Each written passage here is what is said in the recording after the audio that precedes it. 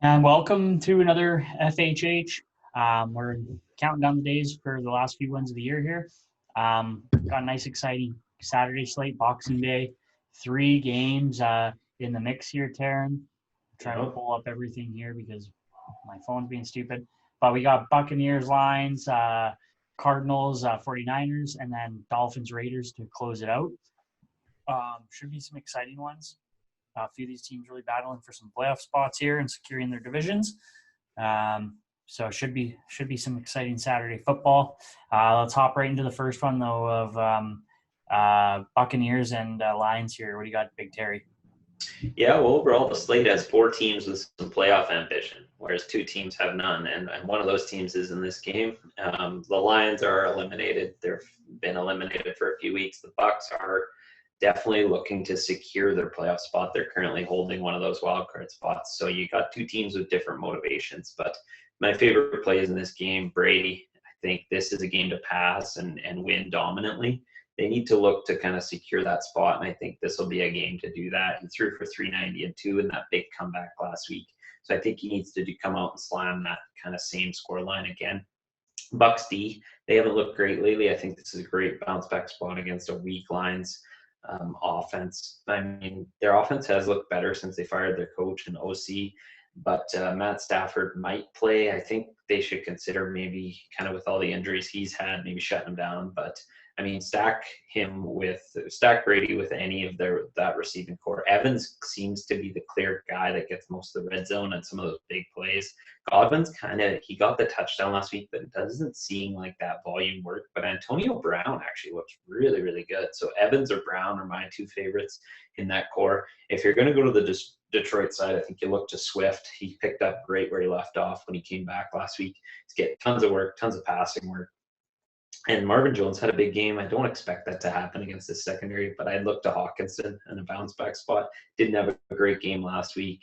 This would be a good spot to pick him. But if you want to target one of those cheap guys, Cephas had a decent couple catches. So hopefully we can make that work if you're looking to go cheap. But most of all, stack the Bucks high passing offense. But you have any sneaky ones, or do you think the motivation for the Lions will be there? I mean, it's hard to say. I'm not really. Again, football is still one of those sports that it's new to me how they close out the season. If they sit people, if they quit. Hockey kind of you see most people play until the end, with the exception of if you're already making the playoffs. Then we see some teams sitting some star players the last few games there. So I'm still not 100% sure how football works. I'm not sure what their motivation will be and whatnot. But you mentioned you think Brady will have a more of a big passing game here. We saw Brady still put up 26 points last week, and still we saw both running backs between Swift and Leonard Fournette put up over 20 points. Could that happen again this week? Fournette was really inefficient with how he got there, though. I didn't love the scoreline. He got two touchdowns, which make up a big majority of that. Ronald Jones might be back, so watch that news. Because if Ronald Jones is back, they sat Fournette last time Jones was the lead back. So, you play those backs, they're definitely in play, even if you play Brady. I think this game could be a real stomping. So maybe I'll just roll straight forward into the next one. This is one of the games that matters for my Vikings, but the Cardinals, they need a win to hold that playoff spot. They're currently sitting in the NFC seat there. 49ers are now eliminated. And I don't know who's going to start for the 49ers, but don't play either quarterback. Beat Hard came in at the end of the game last week. But the Cardinals, Murray Hopkins connection is real. Hopkins last week was like a walking highlight reel. Like, he made 4 catches that you don't see in a usual week. Like, he was insane. And I think Murray and him are such a concentrated offense on that side. I mean, you have Arnold, you have Fitzgerald, you have those other guys making, those 10, 12-point games here and there. But Murray Hopkins is kind of where it's at. Murray had 260 pass yards, I think, in the first half last week, and he had rushing touchdowns. So he had 40 points. Hopkins had 34 points. And I think this stack is a clear option in this slate overall. So I think that's kind of where I'd look if I'm going to stack up Kyler Murray, I'd go Hopkins and Arnold together. Run back, I think there's only like Ayuk and maybe Jeff Wilson if you want to get weird. Ayuk is seeing that volume, 13 or so targets lately in the last 2 or 3. He's the clear number 1 receiver with Debo out and Kittle out, and I don't think they're going to run either of them back in now that they're completely eliminated. Jeff Wilson, Mostert went out hurt last week, so he becomes the lead back in this offense. And to note kind of how I find football works at the late season, just to help you, is that they tend to play rookies. So if you have a team eliminated, they'll start utilizing their rookies, testing them out, seeing how it goes. So, look to guys like Ayuk, who's a first-year rookie, to be just target hogged and played a lot. And like Jeff Wilson's kind of that second running back. They're maybe going to test the waters with him because clearly McKinnon they don't love, and they've just basically bailed on him. So I think this game you stack up the Cardinals because they need this win, and I think they're going to come out and Murray's going to, rush for what he needs to get this game secured. You don't think Bourne is a decent pick then to have up in your lineup for this week?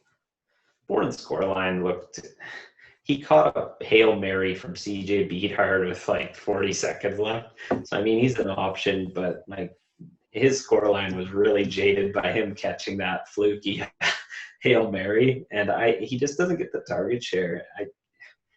Teams that are eliminated, you never know. Maybe you play the guys because the quarterback has nothing to lose. Maybe he airs out the ball.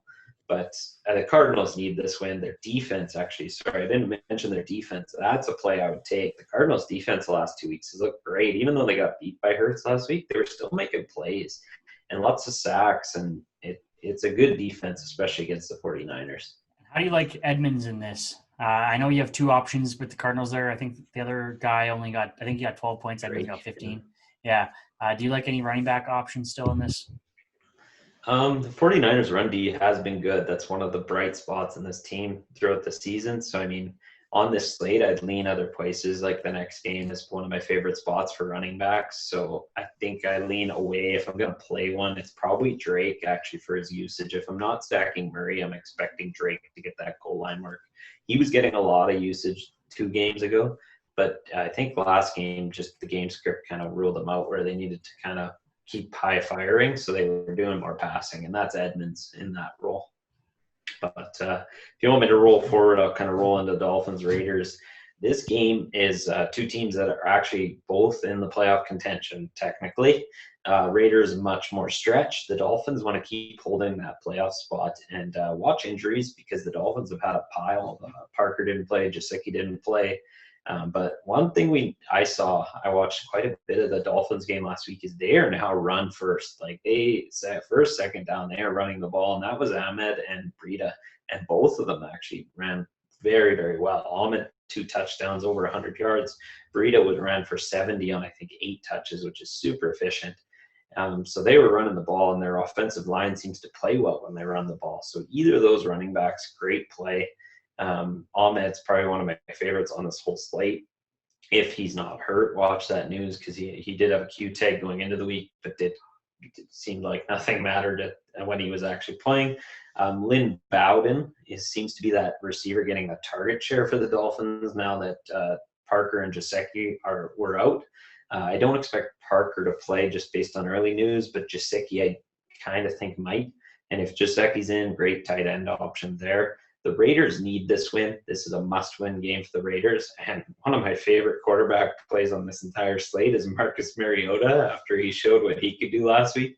The guy's playing like he used to. He's rushing the ball just as much. So you got kind of a version of the Lamar, the Jalen Hurts coming out with Mariota. He's got nothing to lose. He's coming off the bench to basically fill this role. And he came out firing, and the clear connection was with him and Waller if he was passing, and then he's running the ball more, which kind of sucks a lot of the usage out of Josh Jacobs. Josh Jacobs still had a good game, but I think that if you expect Mariota, and Mariota is going to start, they already announced Derek Carr is, I think, a 2-week timeline. So if you're going to do Mariota, I think that sucks a bit of Jacobs' energy, but if you're going to stack him, I think you go Waller. He found a connection, and Waller had another monster game last week. He's like the clear best tight end on this entire slate, and I think you play those 2 together. If you want to lean to a receiver, I like Aguilar again. He still had the usage.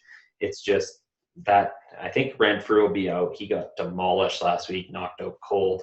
So I think that you could fully stack the Raiders side and then stack the run side on the Dolphins, because this game kind of has the most on the line in the late game. So make sure these guys are in your flex if you're playing a lot of them, so that you can late swap that too. Do you think this is one of the few, well, not few, but do you think this is a good slate to run the double tight end with Waller and Gesicki in that flex spot? Just to, if you expect it to be a high-firing game. We know there's not a ton of options in the other two games, and if there is, they're pretty much wild cards and you're guessing. Do you think those two could be a safe bet for your lineups?